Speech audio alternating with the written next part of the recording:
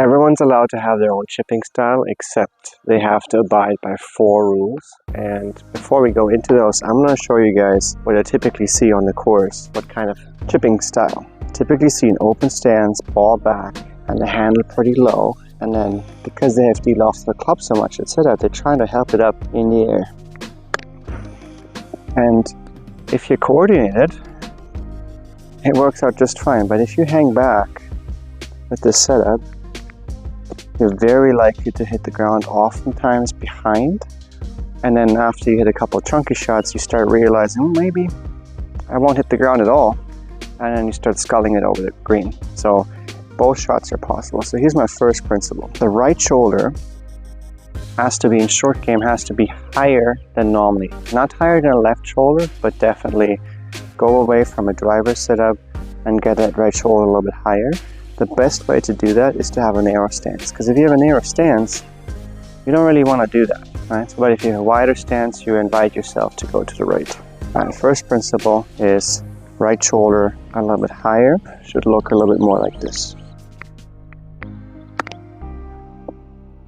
There you go. Next principle is shaft pitch.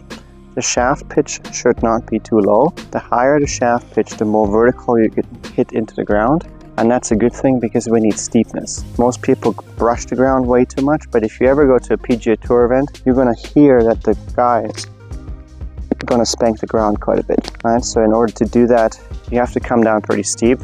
If this was an airplane, this is a landing strip, you're going to come down pretty steep. Right? So the angle of attack needs to be quite a bit down.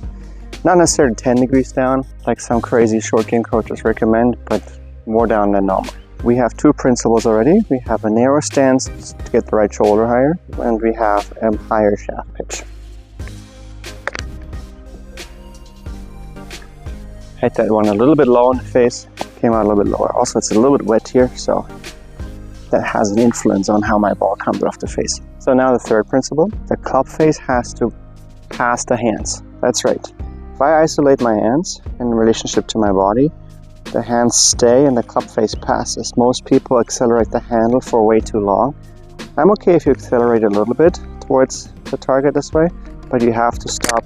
This is your midline, you have to stop by the midline and the club has to come down and then pass the hands. Don't be afraid to use your hands and let the club face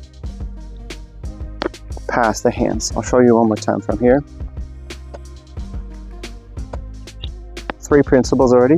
Right shoulder higher, shaft pitch pretty high, and the club face passes the hands.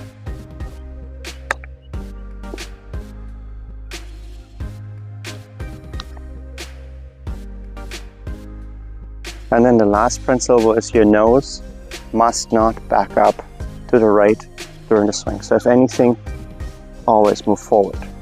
Let the nose always go left. So 4 principles. We have the narrow stance, right shoulder higher. We have the shaft pitch a little bit higher. We allow the hands to be more active and let the club face be released. And last but not least, I cannot back up this way. Put it all together.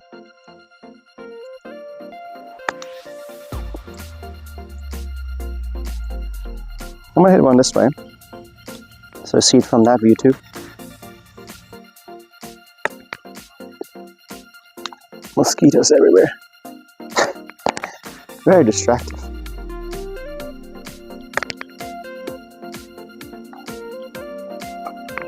Four principles: right shoulder higher, shaft pitch higher, let the club face past the hands, and do not back up. Let the nose go left. Good luck with that.